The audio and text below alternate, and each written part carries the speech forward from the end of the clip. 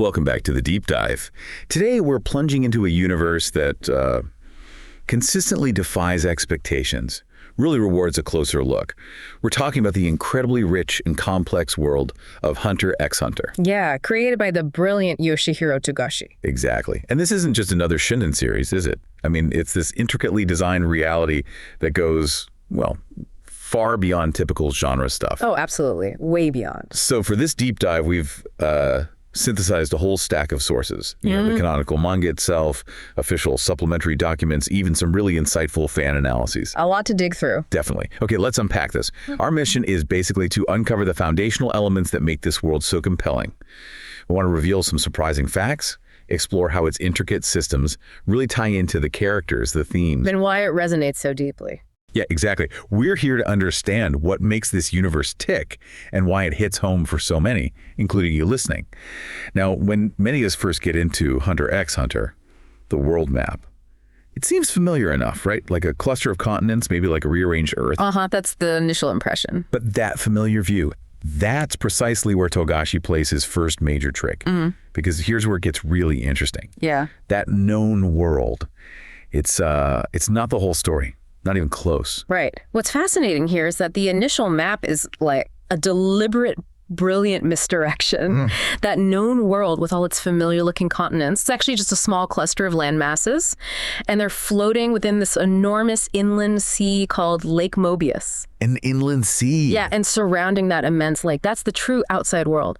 This primordial supercontinental landmass known as the Dark Continent, or Unkoku Tairiku. Wow. So it's like, imagine thinking your hometown was the entire world, only to discover it's just this tiny island in an ocean you never even knew existed. Exactly. That's the scale shift. And this dark continent isn't just, a bigger map. It's the source of these huge threats and unimaginable rewards. It's constantly pushing the known world and the characters to their absolute limits. It really is. It underlines humanity's fragile place in this truly vast, dangerous universe. Primal is a good word for it. Absolutely. It's established as the cradle of humanity, right?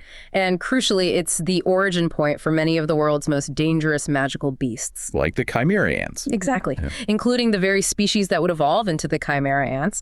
And it's also the source of these enigmatic entities known as the A. Wow, Nanika. Right. The AI are these gas life forms from the Dark Continent. Nanika, who is Aluka Zoldik's other self, is a known, incredibly powerful manifestation of one, and she's considered one of the 5 calamities from back there. The 5 calamities? Yeah. So it's the ultimate frontier. Unimaginable reward, sure, but also existential peril. Past expeditions there, catastrophic, which is why the world's governing powers strictly forbid travel to it. So its very existence just constantly raises the stakes, makes everything else feel smaller. Pretty much. Every conflict in the known world feels almost contained by comparison. Okay, so the world is much larger, much more dangerous than it first appears. But the complexity doesn't stop at geography, right? The political landscape within this known world is just as intricate and, frankly, kind of wild. It operates beyond conventional law a lot of the time. Yeah, that's a key point. It's not like there's one central government pulling all the strings. No, not at all. If we connect this to the bigger picture, you see it's this web of competing interests, non-state actors, where power often just trumps law. At the highest official level, you've got the V6. It's a consortium, basically, of the 6 most powerful nations, sort of like a global security council. And they're the ones enforcing the Dark Continent travel ban. Primarily, yes. They even expanded recently from the V5 to the V6 when Kakin got admitted. That was a whole thing. Right. And then there's the Hunter Association. They're globally recognized, but semi-autonomous. An NGO. Exactly. And licensed hunters get these extraordinary privileges. We're talking access to restricted countries, free use of most public facilities. And that immunity for murder thing is pretty wild. Near total legal immunity, yeah.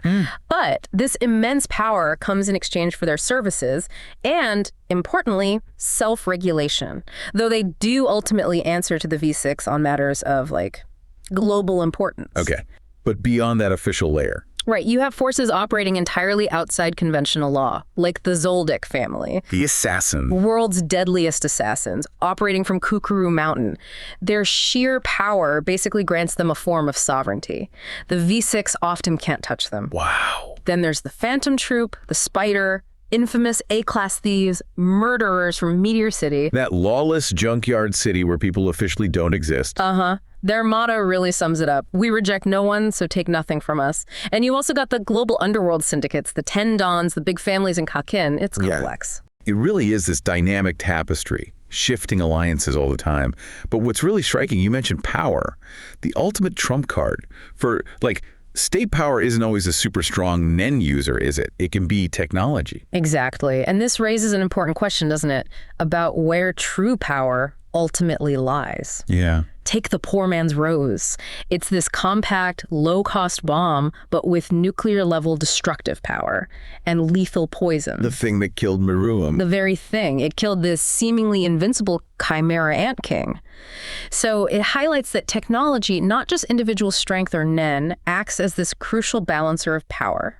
So it's not just good guys versus bad guys. Not at all. It's shifting alliances, blurred lines of authority, and, what weapons are available to whom, who can actually deploy something like the Rose. And speaking of tech, the world itself has this weird blend. You see modern stuff like the internet, tablets, smartphones. Yeah, totally contemporary tech. But then long-distance travel is often by airship, which feels wonderfully retro-futuristic. It gives it a unique aesthetic, doesn't it? Definitely. And that dual nature, it extends to the conflicts themselves. Most of society just lives kind of blissfully unaware of the real power player. Right, the Nen users. Precisely. All that political stuff we just talked about, it operates on one layer.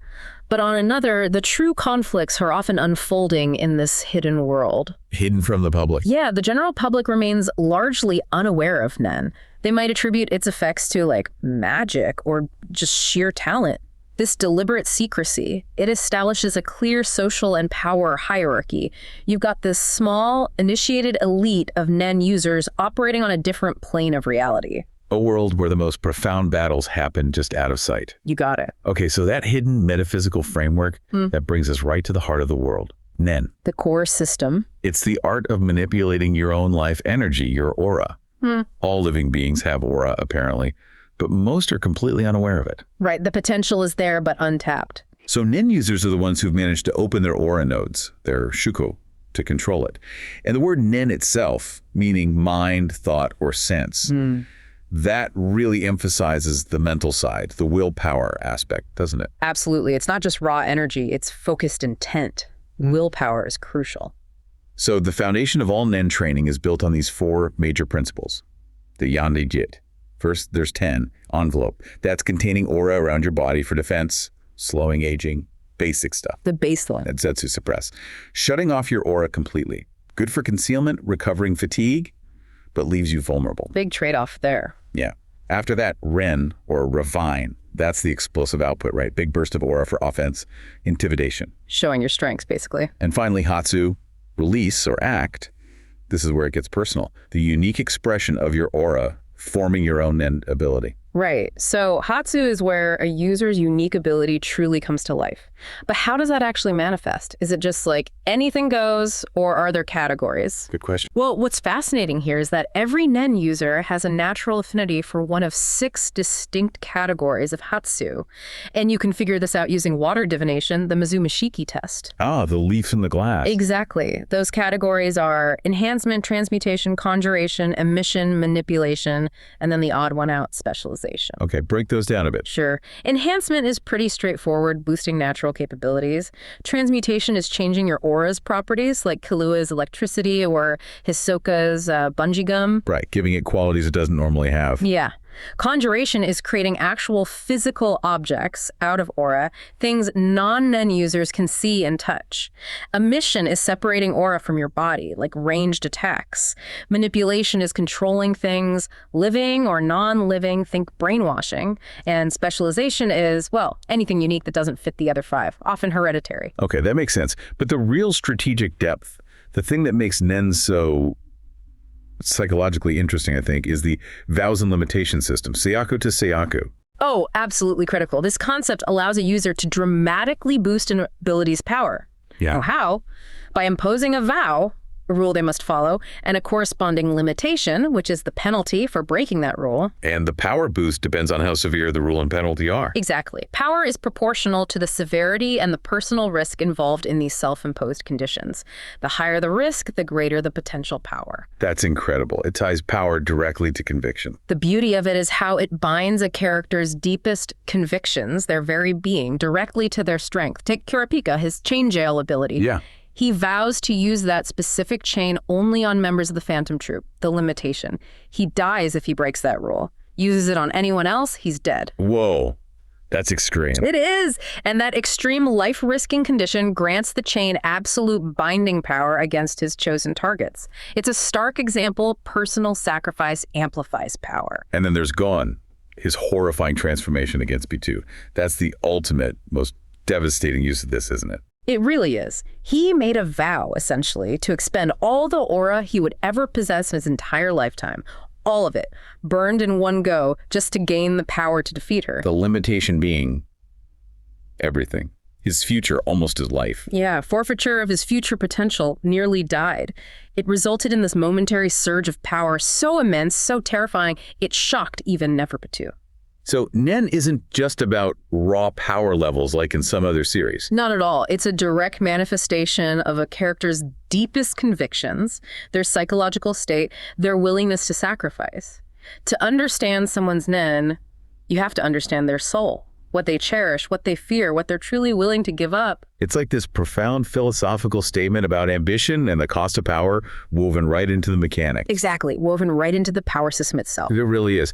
Okay, so let's see how these intricate systems actually shape the individuals living within them. Let's start with our protagonist, Gon Freaks. Right. On the surface, son of the legendary Jin Freaks. Simple motivation. Find his dad. Seems straightforward. Yeah, it seemed like your typical shonen hero setup. But that's just the start, isn't it? It is.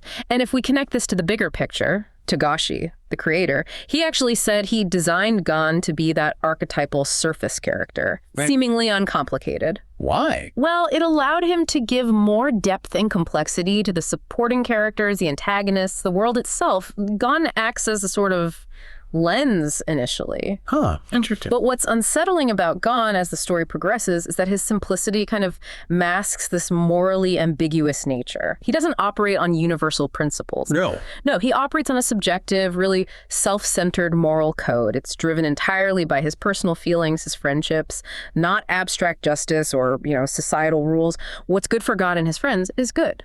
And we see where that leads, terrifyingly, in the Chimera Ant arc. Oh, yeah. Consumed by grief, that singular focus on revenge, he threatens Komugi, an innocent bystander, essentially. Just uses her as leverage. Right. And then he sacrifices all of his life's potential through that Nen vow, just for vengeance against Neferpitou. He's not the hero you expect by the end of that. No. He really challenges what we think a protagonist should be. Becomes almost a cautionary tale. Unwavering will, but untempered by ethics. Exactly, a cautionary tale about the dark side of that singular focus. Then there's Killua Zoldyck, heir to the assassins. His childhood, just brutal. Horrific, yeah. A brutal regimen, physical, psychological conditioning, electrocution, poison resistance training, Illumi's mental manipulation with the needle, all designed to make him the perfect killing machine. His story is like a window into that underworld power structure, isn't it? How immense individual power just creates its own law. Definitely. But his arc is about escaping that predetermined fate, right? Learning loyalty, choice, genuine connection through Gon, and ultimately using those deadly skills he was forced to learn, but using them to protect. Defying his family to save Gon's life. Exactly. He represents that possibility of redemption, of carving your own path, even if your past is horrifying. And Kurapika, the sole survivor of the Kurta clan, massacred for their scarlet eyes. His whole story is defined by that quest for vengeance against the Phantom Troop. Such a heartbreaking journey of loss and retribution. And his Nen abilities, they're a direct, tragic manifestation of that trauma. When his eyes turn scarlet, his Nen type shifts to specialization. He gets this ability called Emperor Time, which lets him master all Nen types. 100% mastery of all 6 Nen types, yeah. Immense power, but the cost. It's terrible. It shortens his lifespan by 1 hour for every second it's active. Oh my God. And we already mentioned his chain jail. bound by that death vow, his past is quite literally his power and his burden, a constant, agonizing reminder of what he lost and what he's willing to sacrifice. Every use chips away at his life. Wow. Then you have the Phantom Troop themselves. They're not just, flat villains. They have this really complex, almost philosophical backstory. Definitely not flat villains. Their origins in Meteor City are absolutely key to understanding them. The city of rejects. Right. As non-persons rejected by the world, they develop this unique, ruthless philosophy. They reject no one within their group, the Spider, so they feel justified in plundering the world that rejected them. Loyalty only to each other in Meteor City. Absolute loyalty, yeah. And their backstory reveals that their formation, their hardening, it was a direct response to the brutal murder of their childhood friend Sarasa by outsiders. That trauma forged them into this force of terror. So they challenge our assumptions about morality. Big time. Can extreme violence be seen as, maybe not justified, but a logical response to systemic neglect and violence suffered? They don't see themselves as evil in some universal sense. It's just us, the Spider, Meteor City against them, everyone else. Forces you to confront uncomfortable questions about justice, retribution, perspective. Precisely. Moral relativism pushed to an extreme. It's all so layered. What do you think drove the genius behind all this, Togashi himself? Yoshihiro Togashi's creative philosophy. It's pretty unique in the manga world, I think. After the really demanding schedule of his previous massive hit, Yu Yu Hakusho. Which was huge. Huge! He sought greater creative freedom for Hunter x Hunter. You see that, right? It manifests in the series' frequent, sometimes very lengthy hiatuses. Yeah, the fans know all about those. Oh, they do. And it also shows in his willingness to pivot into these incredibly complex, often text-heavy arcs that just defy typical shonen pacing. He's not afraid to slow down and get dense. And the whole hunter concept came from his hobbies. Yeah, he said he was inspired by his own love of collecting things to create a series about collecting experiences, items, knowledge, which became the core idea of Hunters.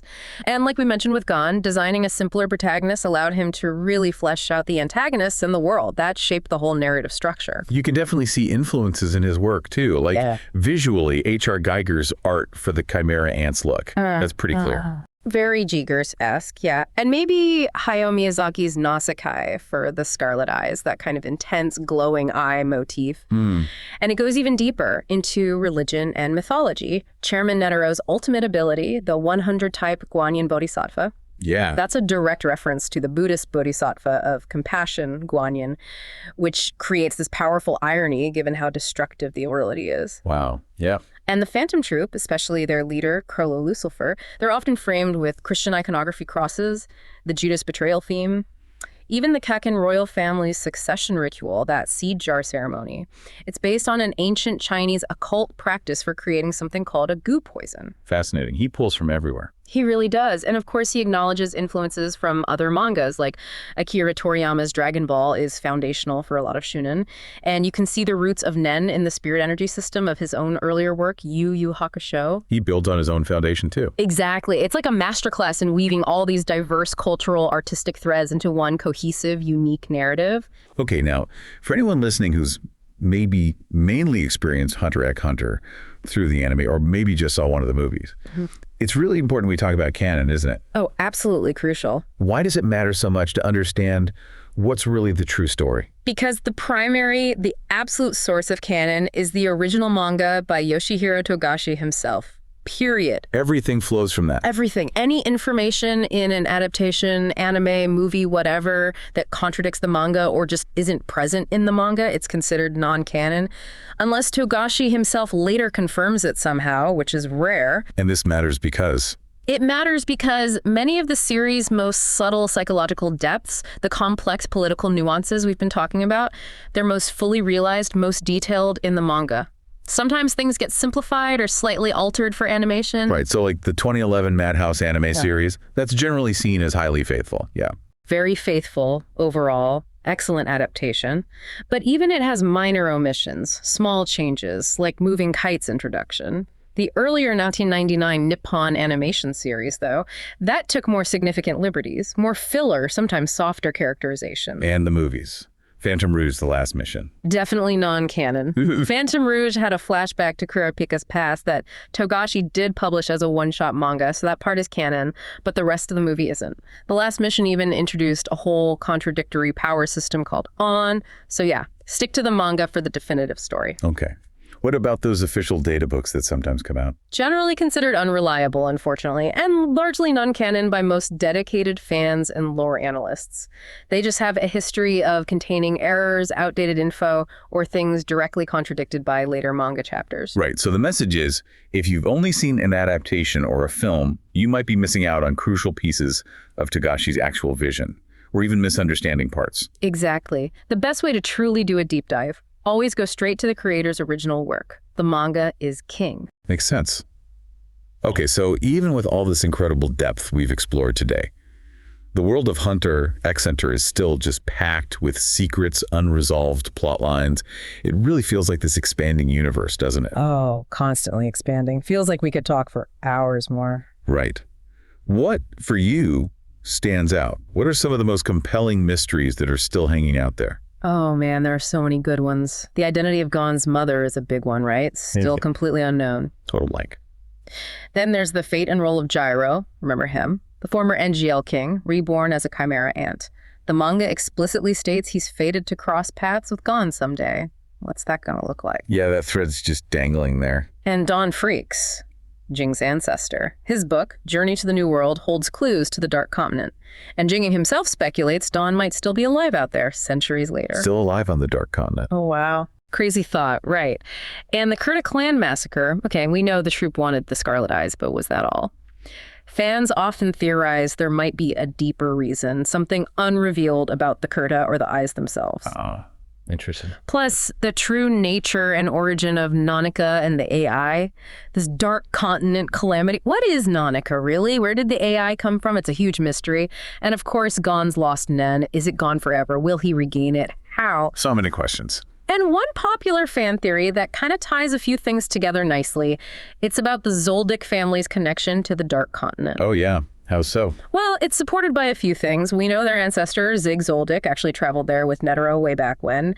And the family currently possesses Nanika, an AI, a calamity from the Dark Continent. Right, Killua's sibling Aluka. Exactly. So the theory suggests their already mysterious power, their superhuman constitution, maybe even some of their assassination techniques or genetic traits, might stem from a deeper link or alterations from the Dark Continent itself. Maybe Zig brought something back or the family line was affected somehow. That adds another layer to their mystique. Makes them even more formidable, potentially. Totally. Just makes you wonder what other secrets they're hiding. Wow. Okay, we have really gone on a journey today, haven't we?